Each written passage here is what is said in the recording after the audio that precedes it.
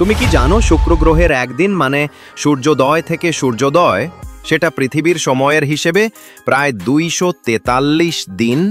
হ্যাঁ, অবাক লাগলেও এটি সত্যি।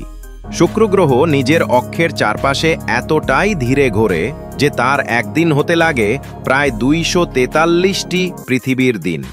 অথচ এই গ্রহটি সূর্যের চারপাশে পুরো একবার ঘুরে 1 বছর শেষ করে পৃথিবীর সময় অনুযায়ী মাত্র 225 দিনে, মানে সেখানে দিনের তুলনায় বছরই ছোট। কি অদ্ভুত, তাই না? এই গ্রহের আরেকটি মজাদার বিষয় হলো, এই গ্রহ সৌরজগতের বেশিরভাগ গ্রহের মতো ঘোরে না, বরং এটি উল্টো দিকে ঘোরে। এই ঘটনাটিকে বলা হয় পশ্চাৎমুখী ঘূর্ণন। এই কারণেই শুক্র গ্রহে পশ্চিম দিকে সূর্য ওঠে এবং পূর্ব দিকে অস্ত যায়। এরকম আরও ইন্টারেস্টিং নলেজ জানতে ভিডিওটি লাইক করুন এবং চ্যানেলটি সাবস্ক্রাইব করুন।